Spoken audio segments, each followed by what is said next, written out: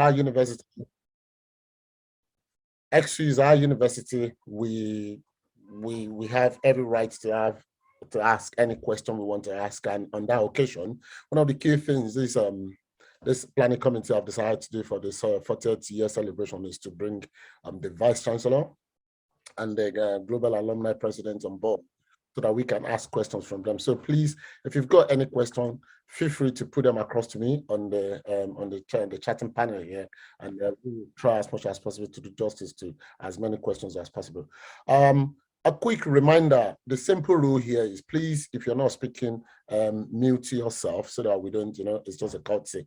And yeah, that would be the simple rule which we all have to follow. Thank you so much once again.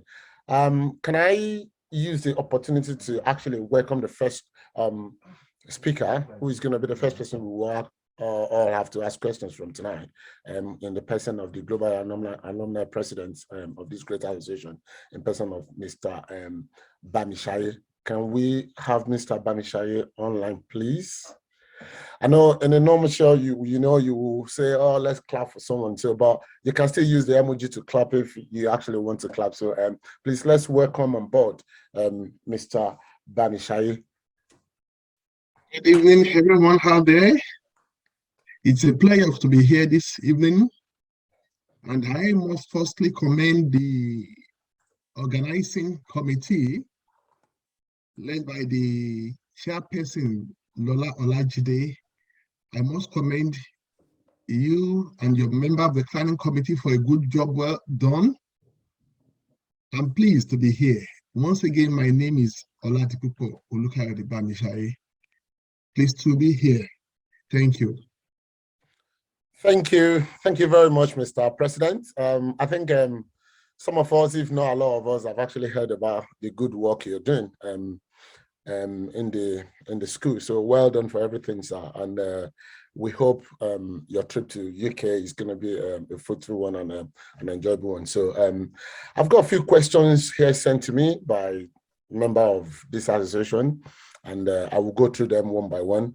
We've earmarked a kind of between 30 to 40 minutes for this section, because we're going to have the Vice Chancellor as well. So the first question I have here is someone sent to me anonymously. I don't know who this person is. I sent it to my email. He said, there is an alumni office in the university. Is that correct? I don't know. So you'll be able to answer that. Then he said, what services what services is this office providing to the alumni members, and what services are the alumni members rendering to the service? That's the first question that I have, Mr. President. Yes, thank you. We have the alumni office that is being run by the Alumni Association within the university premises. Also, we have the Alumni Relation Office that is being managed by the management. So those two offices are there. The Alumni Relation Office is a directorate that is headed by Professor Father Olaogun. That is it's in charge of advancement, linkages, and relationship. It relates with the alumni through that office to the university. Secondly, the alumni office itself entertain probably alumni members that has one issue or the other to do with the university. It's involved relating with the university management. If there's any peculiar problem, any of us as regard maybe transcript issues, certificate issues, any other issues that you did a referral from the university, the alumni office intervene. The alumni office also remain a body that actually intervene when it comes to student affairs within the university, because the alumni, as you know, represent convocation. So ultimately, we also intervene. And then primarily our role is to advance the cause of the university, primarily.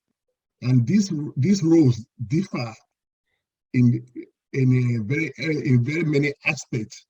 that you might think of?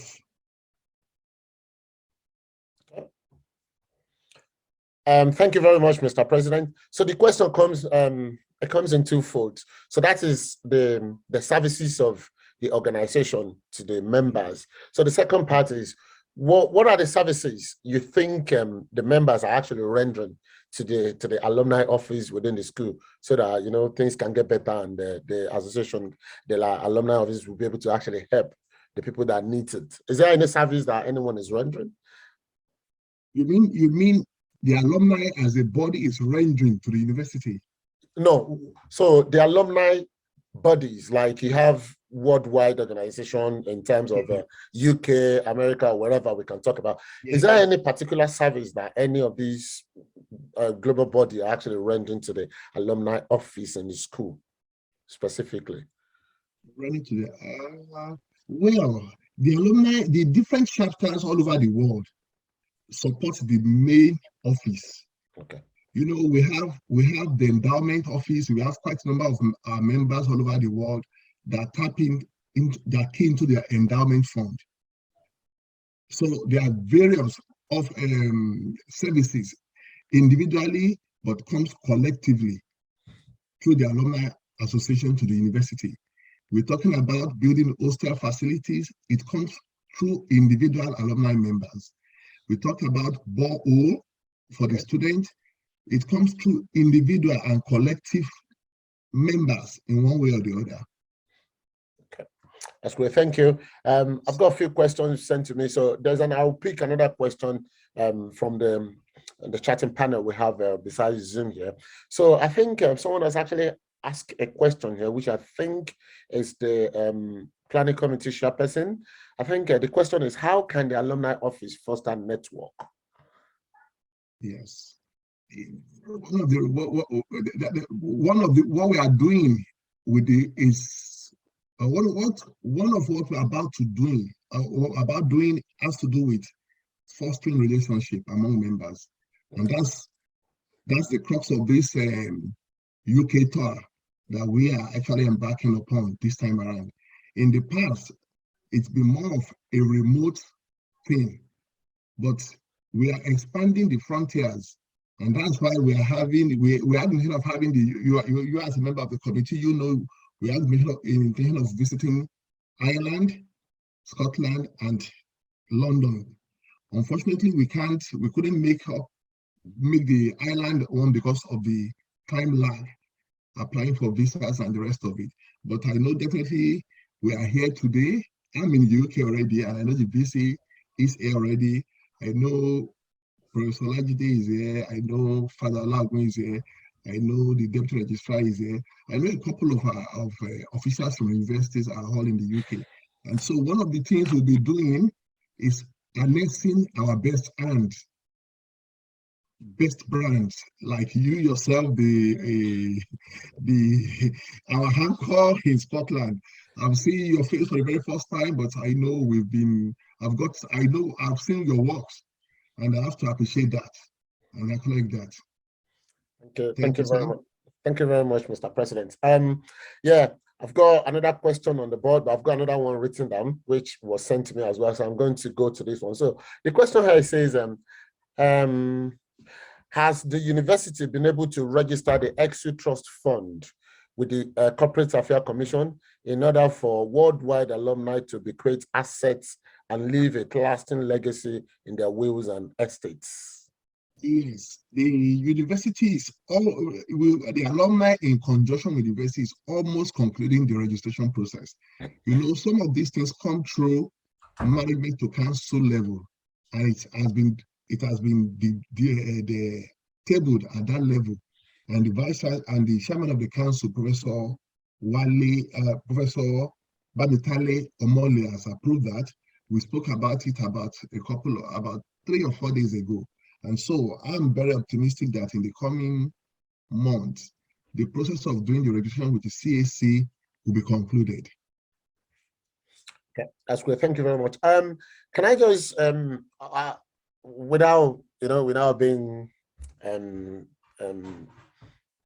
kind of biased, I like to recognize the presence of everyone, but specifically, I like to recognize the presence of Professor, oh, I think it's gone. I like to recognize the presence of Professor JB Ayodele. I think Professor JB Ayodele has actually logged on from Ado, Ekiti. So Yes, thank you for joining us. It's still on. So it's still on. Okay. Thank you very much for joining us, Prof. And we appreciate this good gesture, and we look forward to working with you wherever we can actually do to make the university a better one. So thank you for that, sir. I think there's a question here. Right, there's another question on the platform. It says, as per dues, does the national body have provisions for the chapters to benefit from the budget the national body is given? Yes, thank you so much on that. At the moment, we are supposed to be remitting dues, but at the moment, we are not really pushing on members paying dues because it's a voluntary organization. And having at the back of our mind that we want more members to come in, and we want to harness their confidence firstly, because if I don't have your confidence, you may not be able to like say, oh, what are you doing with these dues? The dues we are supposed to be paying in Nigeria presently, in my chapter Abuja, we pay 1,000 naira monthly as a monthly dues, which is just a token. But we have some of our members that donate in millions. So, but at the moment, we are not enforcing that. We first of all want to harness network, like the first question you put to me. Let people know what we stand to achieve collectively. Let people know what we are doing before actually talking about deals. And I know that before the end of probably next year, with collective support from the UK chapter, people will know our strength, people will know what we stand for, people will know what we are doing, and people will key into the vision. Okay, thank you for that.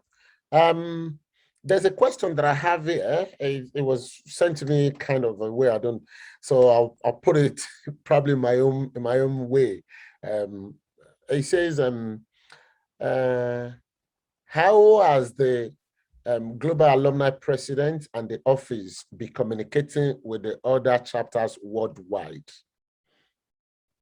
So I think that question is meant to say, is that a process or something like that? That's the way I understood that anyway. Yes, we have 3 diaspora chapters. We have one in Canada, we have one in the US, and of course the UK. Of course, we have a platform. We have a platform whereby members, whatever is going on what's the program coming up in the UK this weekend, people from Canada will have access to it. People from the US will have access to it because we have platforms. We have about 9 chapters in Nigeria, and we have about 3 chapters outside the country. We have platforms, and we have platforms through which we reach out. And then the PRO, the secretary are on those platforms. I think we only have issues with the UK chapters, and then we hope we can resolve it this time around. Thank you very much. I haven't got a lot of questions on the platform, but I think I've got 2 other questions left here. This one was sent to me. I was addressed to the GAP president, but I doubt if this is actually a question for the GAP president, but nonetheless, I'll still put that across. He says, apart from the members paying dues and supporting the alumni, the global alumni, is there any other source of support in terms of like government and other industries? No, we don't take funds from government. It's only graduating students who pays alumni dues at the point of graduation. They used to pay 2005, but I think in March it was increased to 5,000 naira. We don't take grants We don't take grants from government. We don't take subventions from government. We don't take anything from the university. Rather, we give back to the universities. Okay. For this section, I think we've got like 5 minutes left. And I think the last question that I have sent to me is that, oh, someone sent a very long question there. But before I answer that, before I go into that, let me just read this one to you.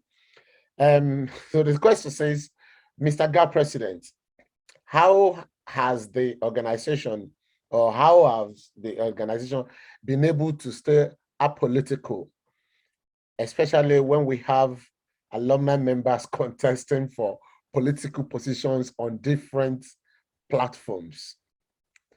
Yeah, that's a little bit political, but I don't know. That came Well, over. well, it's a good question. It's a good question. You know, it's firstly, the alumni is apolitical. Firstly, the alumni is apolitical. And in Nigeria, if you are not to register a political party, you cannot solicit for vote for any candidate. Be it as it may be, that is, I am referring to section 221 of the Nigerian Constitution. Well, be it as it may be, we have different subgroup of the alumni association that belongs to different political parties. I belong to a party, and I've been hearing people calling me that, oh, there's a group called Eksu Alumni Solidarity Group. I know we have Eksu Alumni Solidarity Group for BAO. That is Biodun Abayomi Yebanji of the APC.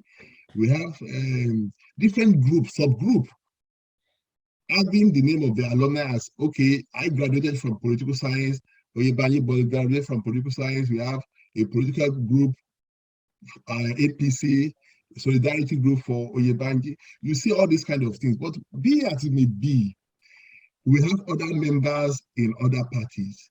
But if you have to talk about Ondo State or Ekiti State, let me refer to Ekiti State at the moment, because the election in Ekiti State is coming up in about 3 weeks from now, June 18. So it's very close by, about 3 weeks from now.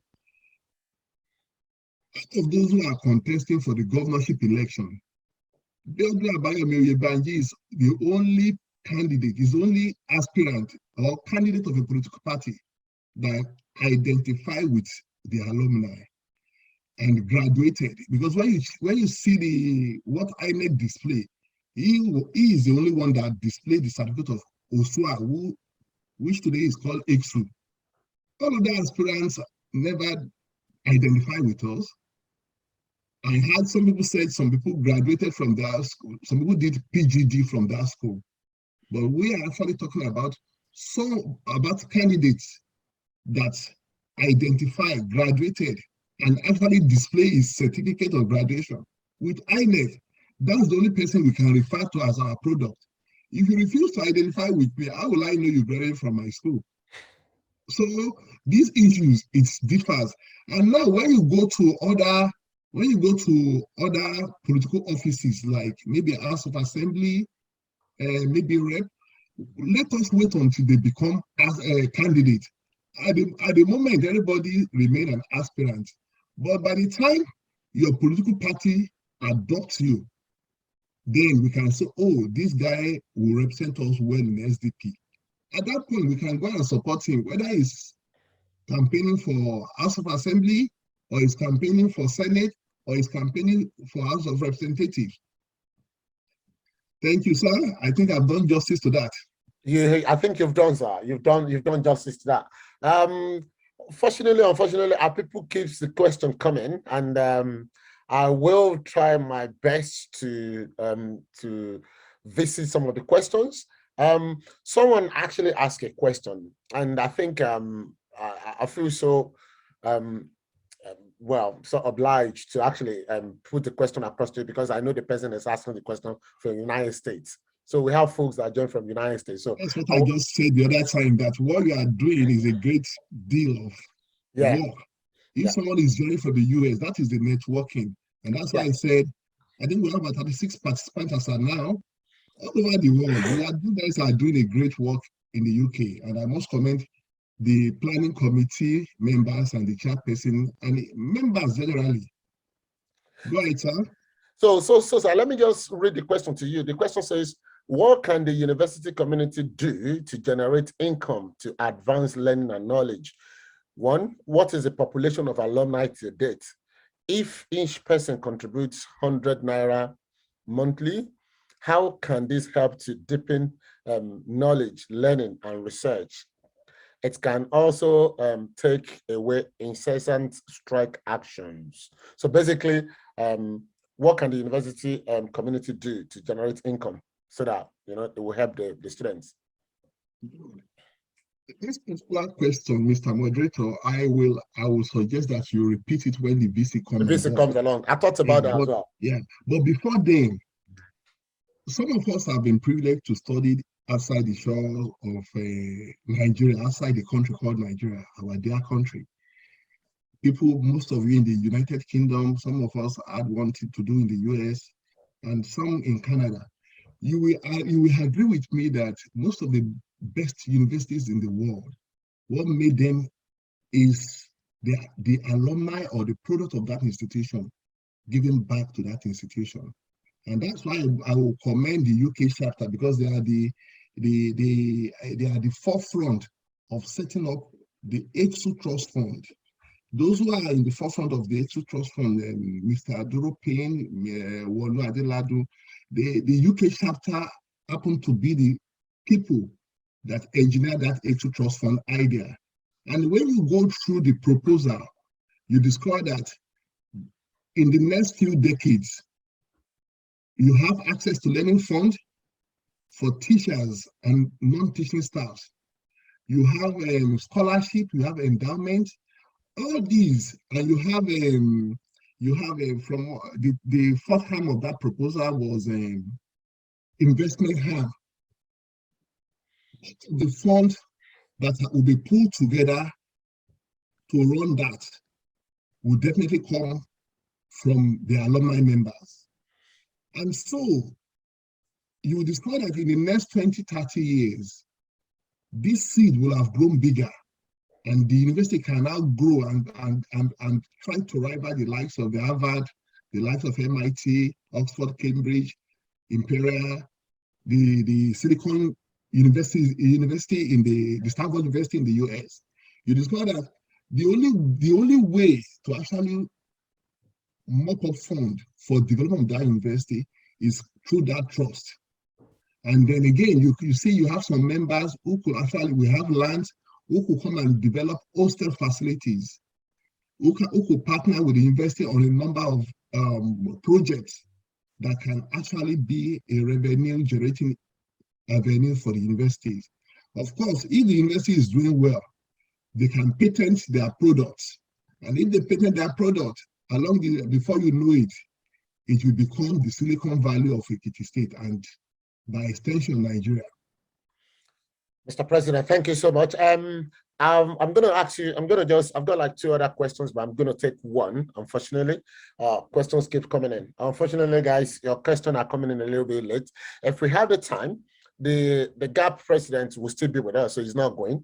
We'll have the VC in the next one, but I'm going to pick this question, probably the last one before I let the president go. The question says, in conclusion of the question, how does the national body want to have understanding of this matter so that they can also have their chapter representation not be maligned? Okay, so what happened is, let me explain, let me read the first question, sorry.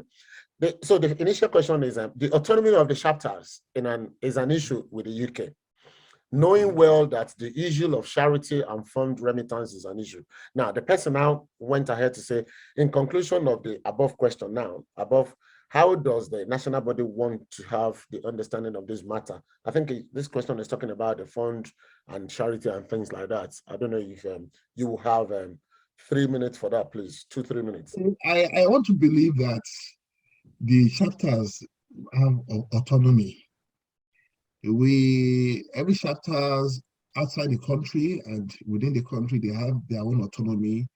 They only give, if they have a project, if they have something they want to do, they can actually they can actually do it.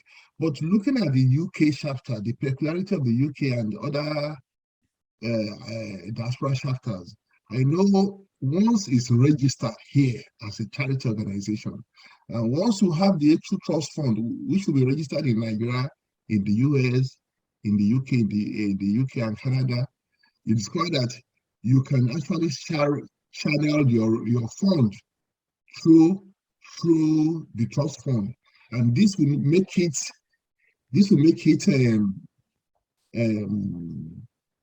foolproof, sort of, as against talking about maybe money laundering or interference with remittance of fund or whatever.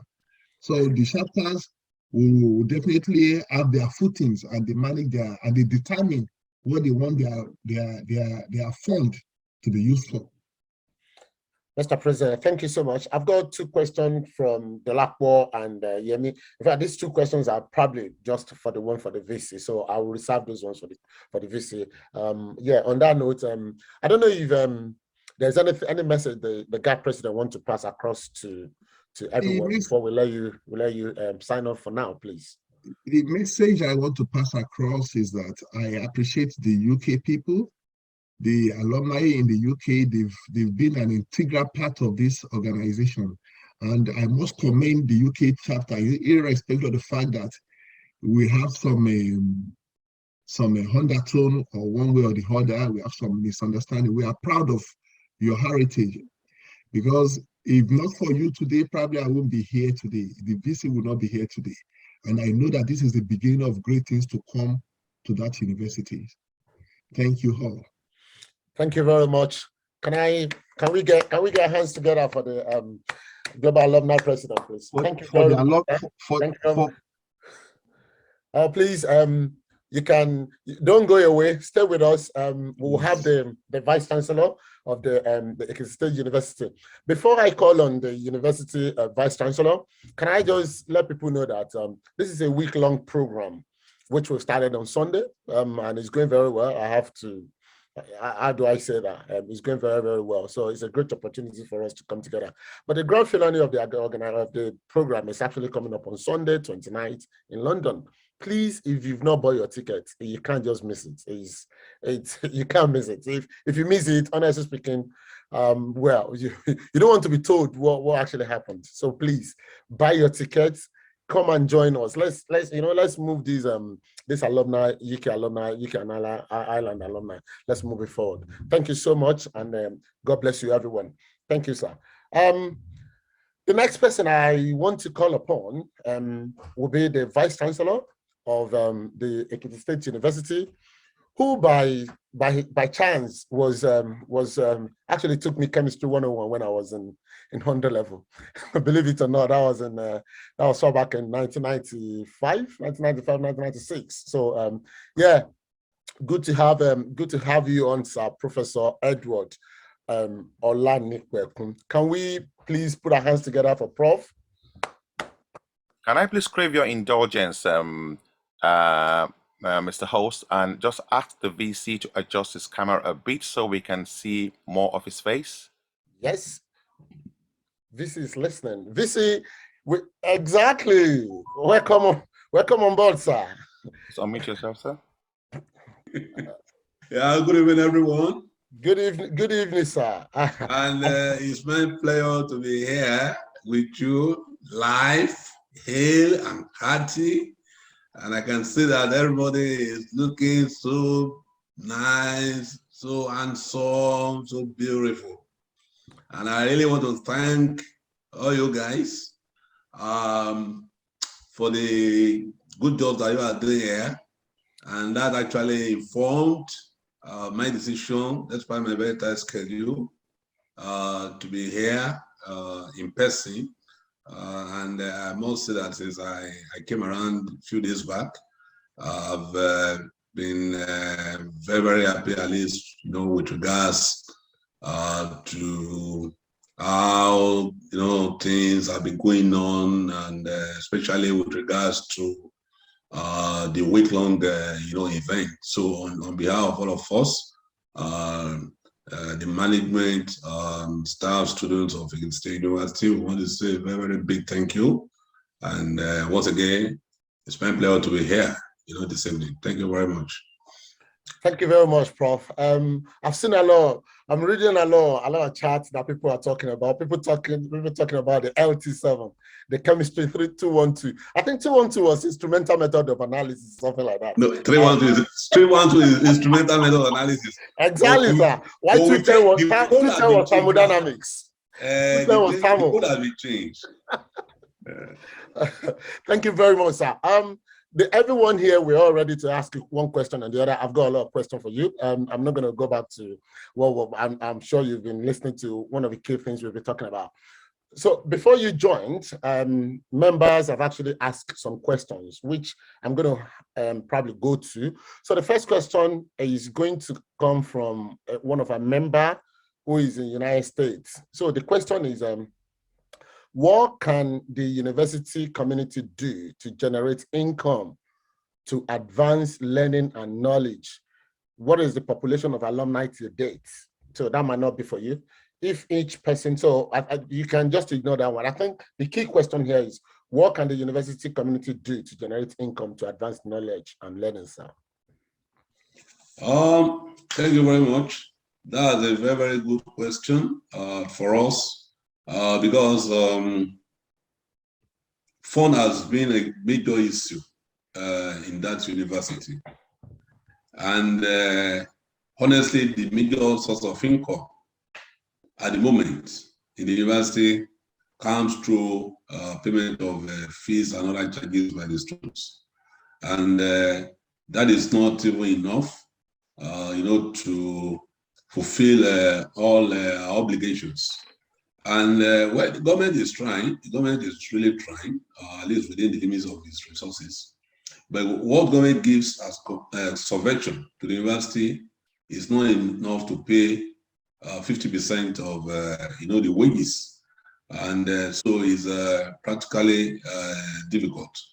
On our own, what we're trying to do is to see how we can actually do something in regards to the Eksu ventures. At least, we were going to start from there before we then go into other things like patenting of some discoveries and things like that. But that, of course, will be not in the immediate future. But we are also looking towards that direction. And of course, because we can even begin to think about intellectual property, patenting, and things like that, we first and foremost need to have very, very solid, research facilities. And I must say that since I came aboard, I've tried as much as possible, at least coming from my background, as a scientist, to make sure that we have a laboratory that can compare favorably with other laboratories, across the globe. Yesterday, I was at UWA at Bristol, and I actually interfaced, with some colleagues there, and we're in the process of actually see how we can, collaborate in some areas. So, pointedly, what we can do for now to generate funds is to see how best we can improve on the collection of fees from our students. And it is, again, not really happy, it's not heartwarming that even our students have this culture, not a very good one, of not wanting to pay their fees as I went to. Some of them will want to wait till probably a few days or few weeks to be commended as an examination before they begin to rush to the banks, to pay the fees. So it's not something that actually that is really heartwarming. And of course, I've talked about ventures. Where we were trying as much as possible to see how we can actually show up, the revenue that actually comes from, from that source. We're also thinking of how we can also improve on our, consultancy services. Even though what, again, at the moment is coming through that source is very, very, very paltry. But Nevertheless, like we do know, say little dogs make an ocean. So we cannot actually say, well, we can just, what do you call it, close our eyes, towards that. So we are trying to re-engineer the whole, process in the university. We are trying to also to block loopholes, leakages, so that at least the little we have also can be prudently managed. But as we do know, there is no university, any university across the world that can stand on its own without the support of the alumni. And that is why I, for one, have decided on my own to make sure that I try to cultivate alumni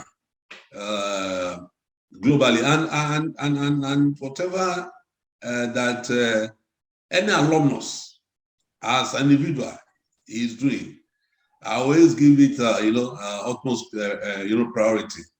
So, like, of course, we know that universities like Harvard, like Stanford, like Columbia, and even Oxford and even Cambridge here are what they are because of what their alumni are.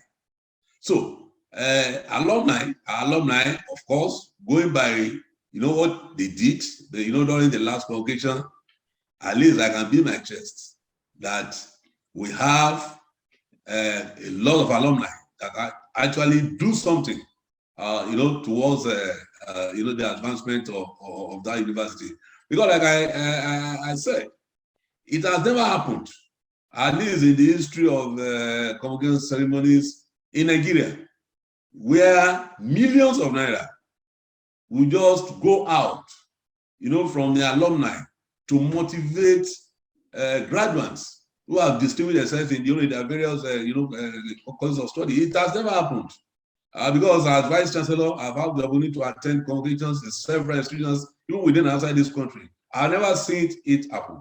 So, but want that, of course, to be extended, to the university. I know that the alumni actually do a lot, in that regards. I'm aware of the trust fund and so many other things.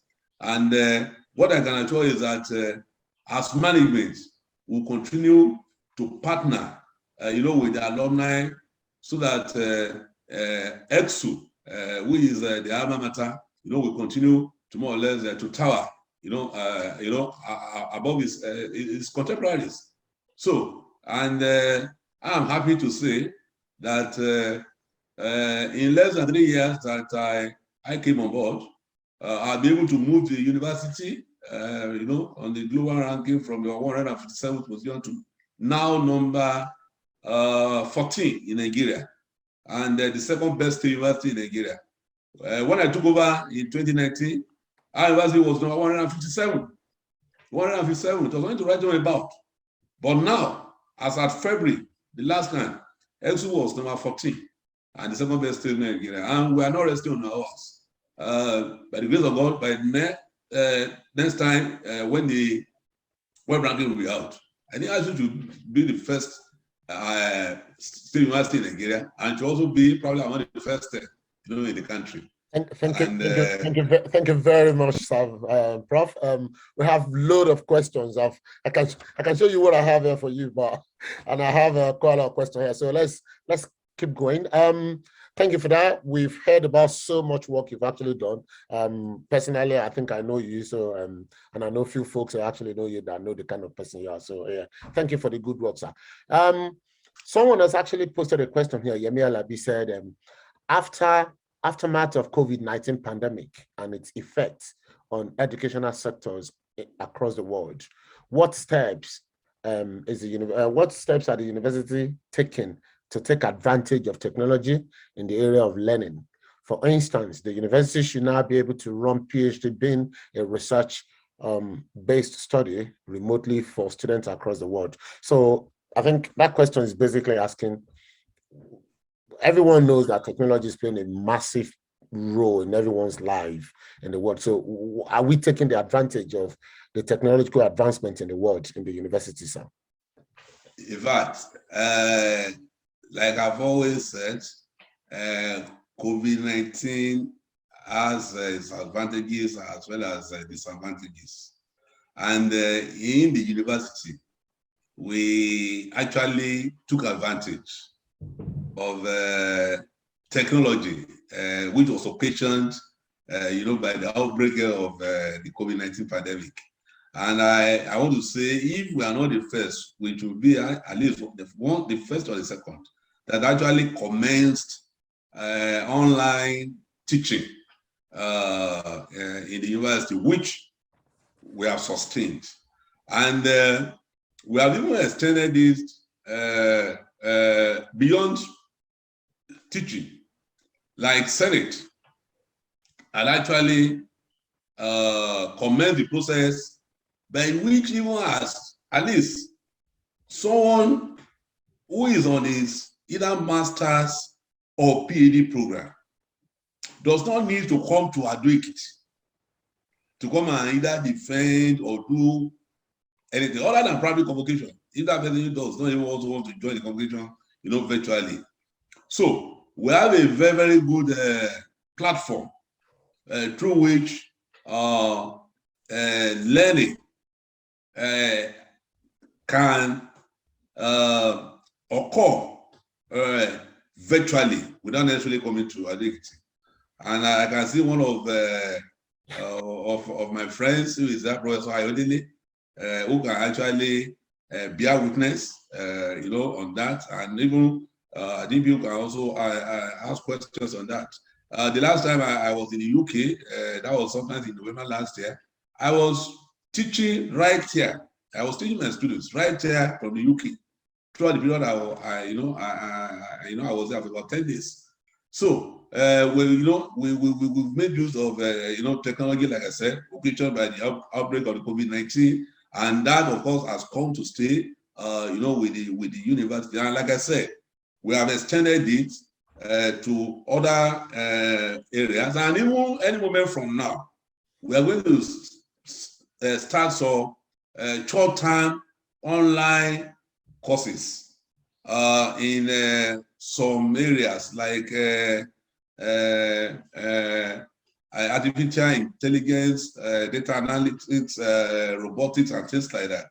In fact, the MOU is actually ready, but before I left Nigeria, that was a few days ago, I needed to give the MOU to the legal department to actually dot the I's and cross the T's before we start. As soon as I return to Nigeria, we're going to start that. And of course, we also want alumni, in diaspora to also take advantage of, of that. And so that at least they can also benefit from that, program, which by the grace of God will comment any moment from now. So we are not doing badly as far as bringing use of technology, even for governments, in the university, and we'll continue to more or less to improve on that. And let me also cap it up by saying that even now, Senate also approved that most of the classes, particularly those that are publications more than 200, should not be administered. The examination to be administered via, computer, based. And by the grace of God, in a matter of days, we're going to install the set of computers that we just acquired for the CBT center. So that at least we'll have like about 700 systems now, that at least can be used, for such purpose, for computer-based, exam and tests and things like that. Thank you, Prof. I think you kind of touched on the question I was actually going to ask. That's a personal question for me. Well, it was kind of to be a follow-on question, which is actually related to the one someone actually asked. And I think for some of us that studied in Nigeria, then we studied here, we know the difference. And for a lot of people that will support me, the difference is basically the access to information. Now, I think the question I probably want to ask to buttress the last question was, what is the state of internet in the school? Because internet runs everything. the only access you have to information is probably to go on internet. And do we actually have internet in the school? If no, what can we do? Yes, we do have internet, wireless service. At the moment, the university has its own service, which is being provided by Director of Information and Communication Technology. Then there's also a service and a private service provider, which is also providing internet, service for the university. But unfortunately, we will not be able to extend or service to the entire university. Of course, like we are aware, the university keeps on expanding almost on a daily basis. And so where we have the new structures, springing up, we've not been able to more or less to extend the service, because we need to lay the cables and things like that. So, but we're actually making frantic efforts, despite the limited resources, to make sure that we extend service to such areas. But around this central administration area and some faculties, we have very, very good internet service. Like I said, one be provided by the university, and of course the other one be provided by a private sector. That's great. Thank you very much, sir. I've been going through the questions we have on the platform. I think it's only incumbent on me that I go through the questions that were sent to me even before this actually started. So I've got a question. I've got a few questions there, so I'm just going to pick one of them first. The question says, given the educational system in Nigeria on a downward slope, what is the university doing to keep the graduates in par with international members, with international communities? That is a very, very well. Like I said, I was at the University of the West of England yesterday. Incidentally, I met the keynote speaker, Professor Paul Olomaye or something. Yes, and we spoke. Even though I didn't, it was just coincidental because it was through another contact. But incidentally, I met him. And one of the things that we intend to do, because you are rightly said, universities are universities all over the world. So there's no way you can say Eksu, is inferior to Oxford or Cambridge, MIT or Stanford or Harvard. There's no, you consider. But one of the things we intend doing is to have collaboration with some universities, high-ranking, world-class universities, so that we could have staff and student exchange programs. And the meeting I had with some of our people yesterday at Bristol was quite fruitful. And I'm also aware that tomorrow, by the grace of God, Council of the Alumni, we're also going to have a meeting with some people at Aberdeen. And I will ensure that this time around, the relationship will be nurtured and sustained, unlike what it used to be. If some of you recollect, we used to have a very good relationship with Nottingham, whereby our students and staff will come to Nottingham. But unfortunately, that relationship appears not to be there again. But we'll find ways to resuscitate the relationship. So that is one of the things that we intend doing, as a university, and we also, of course, need the support of the alumni. So for now, that is what we have in the pipeline. Thank you very much, Prof. someone sent a question here, which you've actually rightly touched. So, but for the person to know that his question was actually touched, I'm just going to read it out. You don't need to respond to that because you've responded to that, sir. The question says, one of the ways education flourishes in Europe and America is by having school exchange programs. So he now went on, he said, is there anything like that in Nigeria, especially for Eksu? If yes, what are the gains recorded? So you rightly touched on that. So I think yeah, there are plans to get those things on ground again. So let me quickly go to the panel we've got here to get one or two questions there again, sir. I've got a question from a member of the alumni here that says, what with the current impasse between the Nigerian government and the members of the ASU, what is the university doing to ameliorate the impact of such embargoes on the lives of those current young students?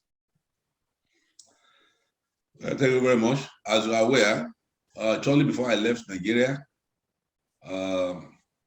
I actually put in place my itinerary towards the reopening of Ekiti State University.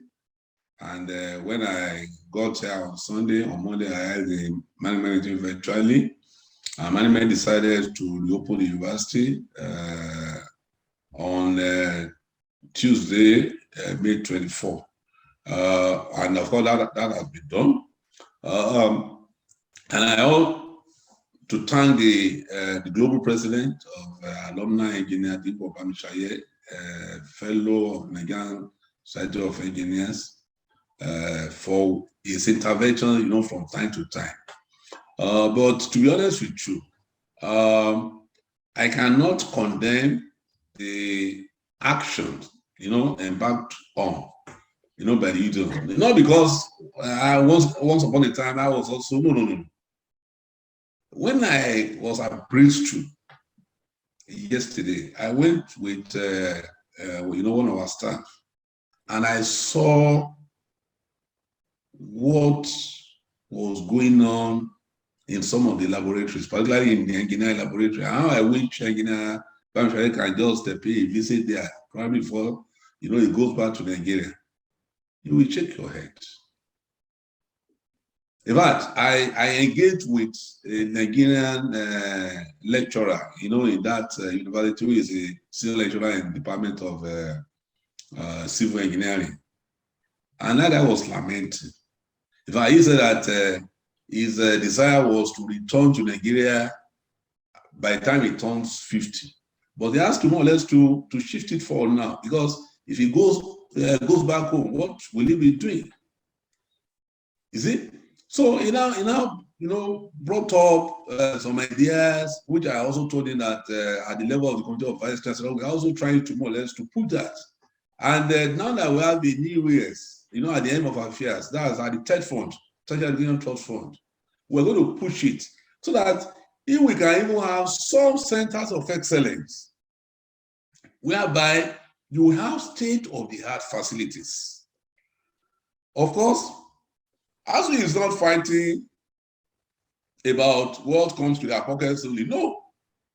They are fighting about the general conditions of things in the university.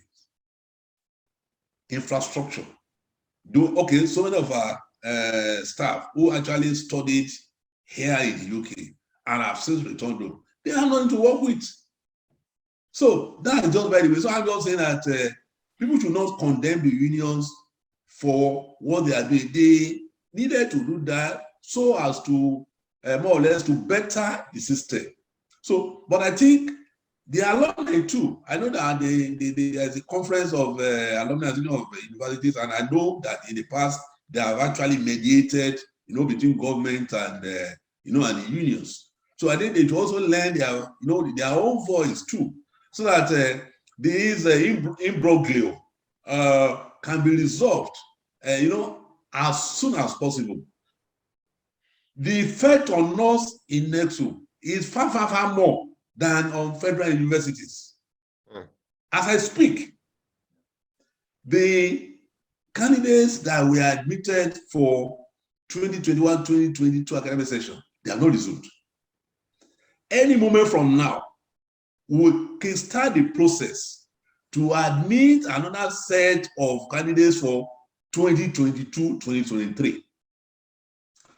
The people we admitted for 2020-2021, they are in their second semester. And unfortunately for us in Eksu, what government gives as subvention is you only take out probably about 40% of the personnel cost. So that means we have to look for about 60%. As I am here, we have not paid April salaries. We have not paid April salaries. May is just winding down. In just a few days' time, we'll come to the end of May. And that, of course, will make it 2 months that we are owing the staff and the retirees. So, like I said, at the level of the Committee of Vice Chancellor of Nigerian Universities, we are trying to more or less to mediate to see how the unions and also government, can come to the round table, and get the matter resolved. But I've also put it, what do you call it, to the alumni associations, because I am aware, because during the 40th anniversary, the president of the conference of the alumni presidents actually came to our university. So I think it also engage government so that at least the matters can be resolved, so that the gates of the universities can be open again, so that our students who are fast becoming restless and restive can go back to their classrooms. So that is for that for now. Thank you very much, sir. Thank you for doing justice to our questions. Adebe Fashoyi asked a question which you've touched. I'm just going to read it out, so there's no point for you to go over that, sir. What is the true position as regards resumption of the academic activities? I think the school resumed on Monday, Tuesday 24th, according to the Vice Chancellor. So I think that question is answered. I think we've got another question here that says, I want to appreciate the VC for the work he is doing at Eksu. I'm an academic in the university. So, sir, it's not possible that the university expand. Okay, so someone is asking, is it not possible for the university to expand or enlarge a university farm? This would be a very good source of IGR to the university. Eksu frozen food selling frozen chicken, fish, and vegetables. So the question is literally asking, is it possible to expand the farm? Yeah. In fact, I think probably the person actually has an idea of what is the offering. The university is the process to access a CBN facility, about 600 million naira. In fact, we have signed the necessary papers, and that facility is strictly for agribusiness. Strictly for agribusiness. It's not for any other thing. So, and then of course, that will encompass some of the things that you have read out, frozen chicken, feed production, and so many other things. So I think with the next couple of weeks, we'll be able to access the first tranche. But the challenge I'm having, and I also want our alumni to actually to assist me, is that I am looking for someone that is competent, that has integrity, that can help us to manage the fund. The project manager. Because just having 600 million naira, as facility, and if you don't really have people who can actually help you, professionals who can actually help you to manage, the fund very well, you will discover that there will be nothing to show for it. So very soon, very soon, of course, people will begin to see the result. But like I said, I'm also pleading with the alumni, if they know of any of their colleagues that is good in that area, who can actually be the project manager, I'll quite appreciate that. Thank you very much, sir. There are quite a lot of commendation on the panel, which you can on the side, which you can actually read. I'm not going to go into that one. Quite a lot of people are saying thank you, and to the Global Alumni President as well for the work you're both doing. So thank you for that, sir. A question says research and development is in terms of research and development, is the university able to put together a brochure of research and development that members can follow up to develop in order to put the university on the forefront of development? Actually, we have not done that. I won't lie to you, but that is a very valid point.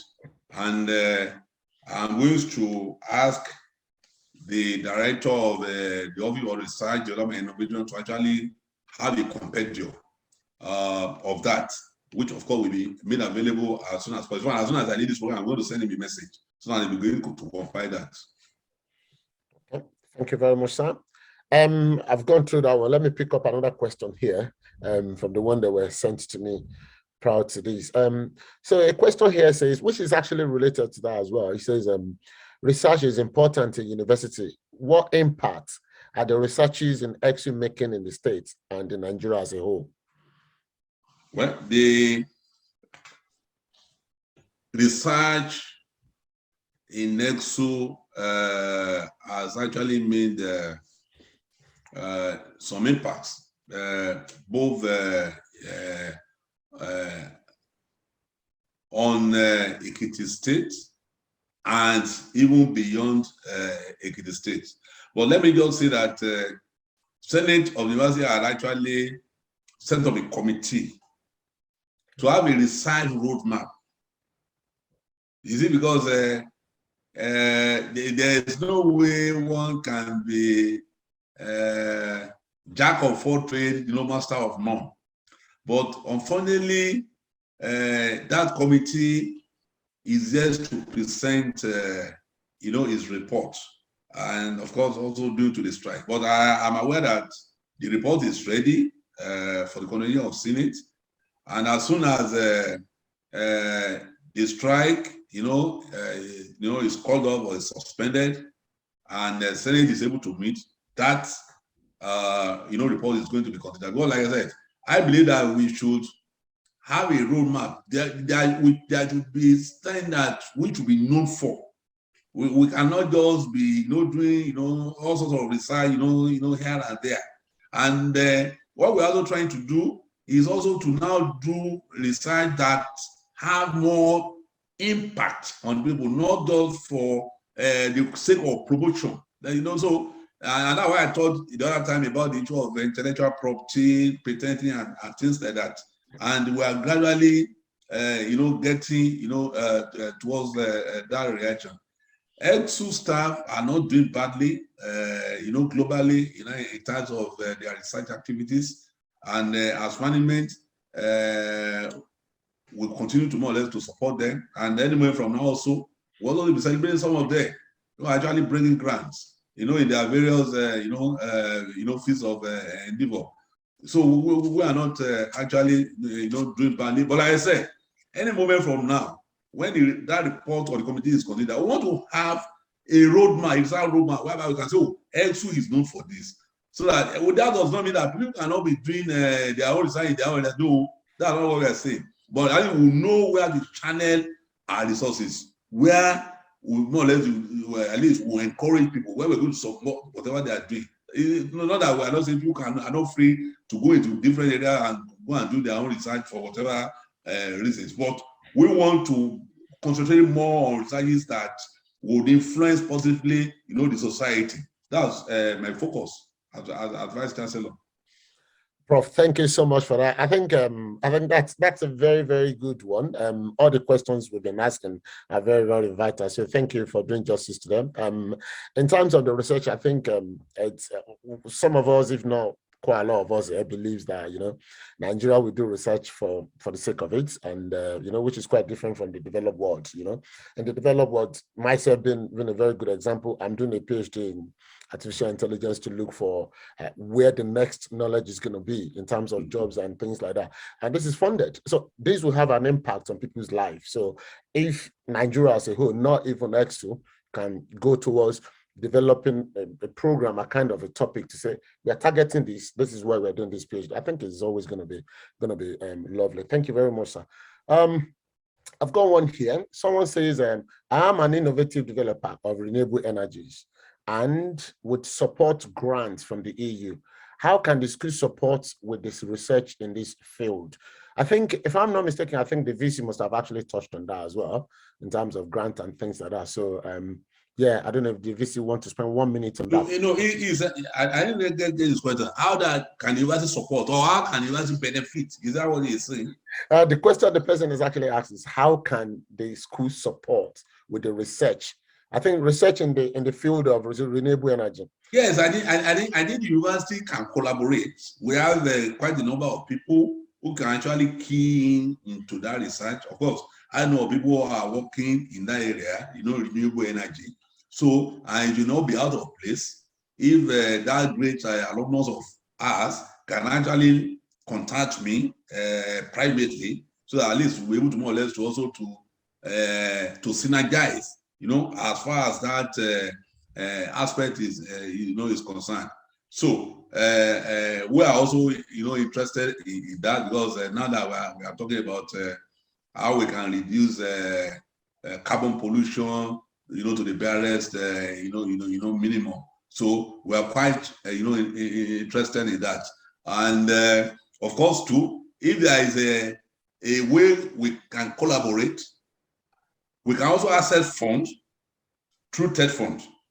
Okay. Through there's the National Research Fund, which will definitely, depending on the proposal, and I'm aware that these are some of the thematic areas that TED Fund actually is interested on. So if, like I said, the distinguished alumnus can actually, through you, link up with me, of course, we'll try and do something. So we are interested in that. Let me just put it that way. And I know of some people who are also working in that area in the university. Yeah, that's great. Thank you very much, sir. Someone says something here. It's not a question. It's kind of an advice. It's the person is someone that I know as well. Is in Aberdeen. So he said, thank you for the fantastic work being done in the UK, and will time be available for a short meeting with the VC tomorrow in Aberdeen to discuss the LMS with him. NDU in Bayelsa is on this platform. This platform will help get the students pay on time and give the university the avenue to generate more funds. Mr. Matthew, I'm going to get in touch with you after that, and we can have a discussion on that. There's a question here, which to me, I would love to take the question as the last question to take. So I'm going to leave you now. I'll come back to that. Let's see. Right, okay. I think we haven't really got a lot of time. So let me just pick up the question. I know it will come with a lot of answer from the VC anyway. So I'm just going to pick the question, probably one of the last questions, if not the last.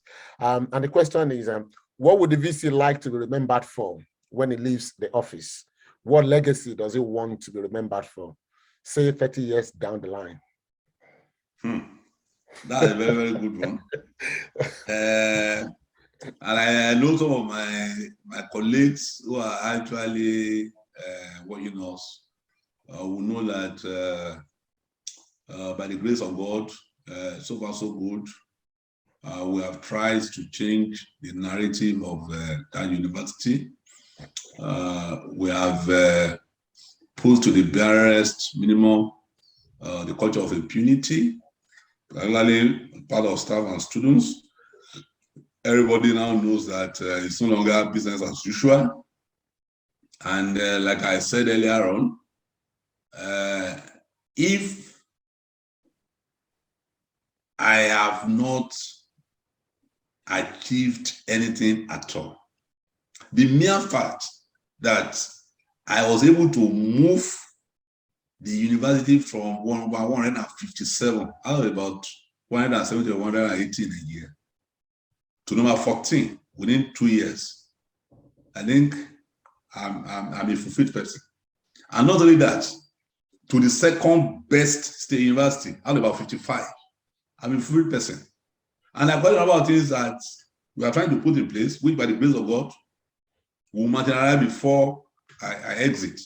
Any moment from now, we're going to begin construction of the Scholars Village. with the Scholars Village, we can bring in our colleagues from all over the world to come and do research in the university. At the moment, that is not possible. Because if you bring someone from the UK here to come and spend like 1 month here, where do you want to keep him? Of course, you guys will know how the universities look like here. You see? So do you want to say, oh, a person, a researcher is coming down from the UK or from the US, you go and put him in an hotel in Ekiti, and he will be paying like 30,000 or 40,000 per day or per night. And it's going to spend like about 3 months. So, and there are quite a number of other things that we're trying to put in place. Like I did mention the issue of our central laboratory, which, by the grace of God, any moment from now, even though it's not going to be the best in the country, it's going to be one of the best in the country in terms of the state of the art facilities, as that we're putting there. So, by the grace of God, by the time I leave, I want to live with the legacy of having a university that is globally recognized by the grace of God. If not the best in Nigeria, it should be one of the best in Nigeria. And also a university that is reputable in learning, in character, in culture, and where every person, even you guys out here, will be willing to, oh, I want my child to more or less to attend, the university, which I attended, or which where I did my first degree. So that's my prayer, and I know surely that God will answer that. And of course, a tree does not make a forest, and no man is an island. That, of course, cannot be possible without the able support of my colleagues. And I only want to thank them because some of those little things that we're able to achieve were through their support and our cooperation. And I still want to more or less to extend that hands of fellowship. And also to the alumni, The Alumni Association has been wonderful, wonderful. And that's why I said I can never just joke with any alumnus or whatever any alumnus is doing or whatever. So I will always attach premium to whatever our alumni are doing. So I didn't want to thank, like I said, our alumni, because in case some of us don't know, the Eksu FM station will come alive anywhere from now. It's because of the alumni. It's because of the alumni. In fact, I was told reliably that within the next few days, the first set of equipment will be arriving in Ekiti, and we can begin the test running. So, of course, by the time we begin that, there will be quite a lot of programs that, of course, we'll be doing through the radio. That's the FM, Eksu FM radio. So, for now, I think that is that. And of course, I know that by the grace of God, by the time I leave the office, people will at least be able to more or less to say one or two things, about us. Thank you very much, Prof. Now, I just want to ask you to give us the last word, your last words on this event for tonight. We know we're still going to see more of you within the week. I'll see you tomorrow and Sunday and thereabout on Saturday. So, but for folks that are joining all around the globe, what will be your parting words for tonight, please? Well, my parting word will be. I'm sorry, sir. The Global Alumni President, I'm coming back to you as well for a parting word for tonight. My parting words will just be by way of appreciation, and there is no amount of appreciation that I can give that will be commensurate to what the Alumni Association as a body and the alumni as individuals have done for the university. since I came aboard as the Vice Chancellor, like I said, I've received tremendous support from the Alumni Association as a body and from various alumni as individuals. And I want to thank them for that. And I also want to say that, like Oliver Twist, that we still need them. In fact, we need them now more than ever before. Like I'm going to give in my speech on Sunday. There's a new development now because Ekiti State now has 2 universities. And it is the tradition of TED Fund that wherever there are 2 state universities, the allocation is usually rotated between the 2 of them. If there are 3, it will be rotated between 3. If there are 4, it will be rotated between 4. But now in it, we have 2. So the normal TED Fund allocation now for 2022 has been given to the University at Ikere. So that means that for 2022, nothing is coming to Eksu. And the truth of the matter is that without TED Fund allocation, without needs assessment, I don't know how the university would have looked like. But the joy that I have as Vice Chancellor is that I have great, wonderful men and women who have actually passed through that university, who can actually come to our aid. And no support is too small. In fact, one of the things that I even want, aside the trust fund thing, is that I don't mind if the alumni can have something like a crowdfunding can be launched. That can be, because with that, even just £10 being contributed by about 1,000, with about £10,000, it's quite substantial. And even though you say I should not, when somebody asks that, oh, what's the alumni strength now? I know now we can boast of more than 50,000 people, and we have people who are really doing well, exceedingly well. Our prayer is that alumni of the university, by the grace of God, to become the next visitor to that university. That's our prayer. If we could have an alumnus at the next visitor to that university, it's going to change a lot of things, and everybody will be happy. The alumni, you know. So, like I said, I really want to say a very big thank you to all our alumni, and to also apologize, particularly to some of our alumni who have been having issues, particularly with regards to their transcript. Let me say that in a matter of weeks, that will become a thing of the past. We have actually, yes. Even though I have been making some intervention personally, but that is not what we're saying, because I'm aware that there are so many people who actually contacted me that I intervened, and which I did, and they were able to get their transcript within 24 hours. That should not be. What we are trying to do is to make the issue seamless, so that within 72 hours of request, if you have done it full, you should be able to get your transcript. But during the last convocation, we started with the issue of student transcripts. So we were able to give those of them who came copies of their student transcript as well as their certificates.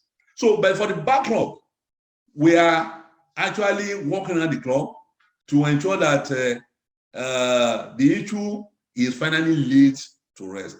So I want to apologize for the agony, let me just put that way, that some of our alumni are gone through and are still going through. I want to plead that they should give us some time.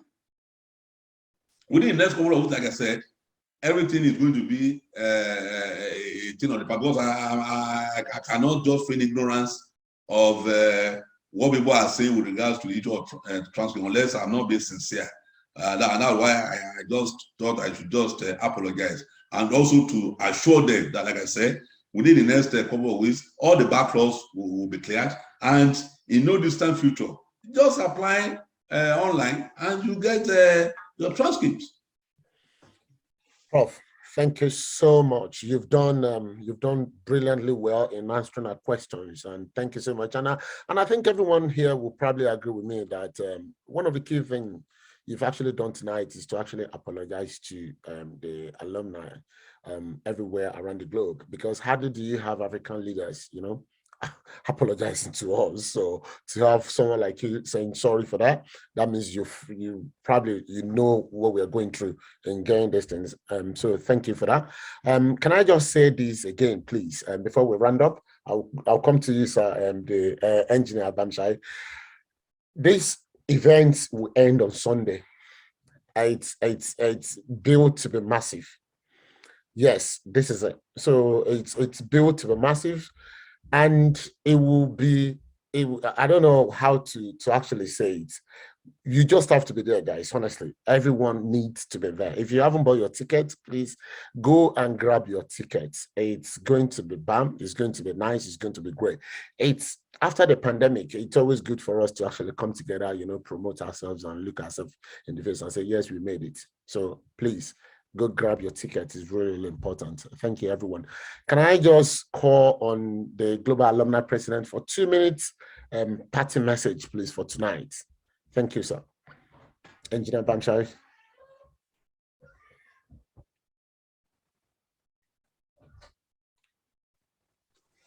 Engineer Bamisaiye, you are muted, sir. Yes. I want to use this opportunity once again to appreciate everyone who has joined us all over the world. Your priceless time and passion will never be taken for granted. And I want to also use this medium to call out our best brands, because we need our best brand and best hands to join hands together with our Vice Chancellor, who has been doing a very good work in that institution. Like he said, a university that was ranked about 150 about 3 years ago is now 14th and second best. I'm using this opportunity to join hands that we must rally around to make sure that that university becomes ranked among the best 100 in the next decade. It's laying a good foundation, so we have to join hands to support the good work. On that note, I want to warmly welcome you all and say thank you. My host, special appreciation. I know I will see you in Aberdeen tomorrow. Yes, sir, you will. Thank you. And thank you to the members of this planning committee. The chairperson, Lola Olajide, Tayo Ojo, Jide Akinyemi, Wonu Adeladu, and others I may not be able to mention your name. You've done a beautiful work. Thank you all. Thank you, the Global Alumni President. I just want to say a very big thank you to every one of you all around the globe that you've actually managed to, squeeze the time in to grace this event. I'm pretty sure that you all agree with me that it's been a laudable one. It's recorded. We'll have a transcript of it. If you want to have a transcript of it, please let us know. We will know how to get that across to you. Thank you, Professor Edward Olanipekun, and thank you very much, the engineer Bamisaiye. And on this note, we round up today and we draw down the curtain. We say thank you to every one of you, and God bless you all. Have a good night, folks. Thank you. Thank you.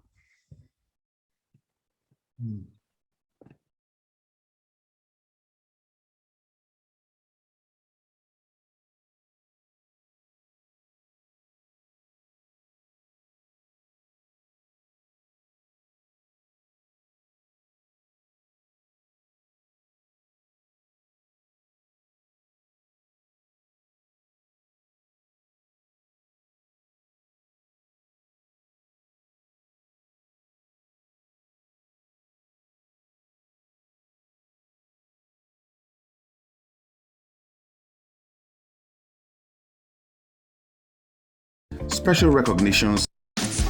Eksu Alumni UK and Ireland present Ekiti State University Ado-Ekiti at 40 Founders Day Dinner and Gala UK on Sunday the 29th of May 2022 at the O2 Intercontinental Hotel, 1 Waterview Drive, London SC10 0TW. Guest of honor on the night, Professor Edward Olanipekun. Highlights: special recognitions, cocktail reception, free-course dinner, raffle draw, American auction, live performances, and music by DJ Bass. Dress code: black tie or traditional. Time: 4 p.m. to 11 p.m. Tickets: early bird are £75, full price tickets are £85. For more information, please log on to eksu.eventbrite.co.uk, call the numbers on screen or the email. Remember, it's Ekiti State University Ado-Ekiti at 40 Founders Day Dinner and Gala UK on Sunday the 29th of May 2022 at the O2 Intercontinental Hotel, Greenwich, London. See you there.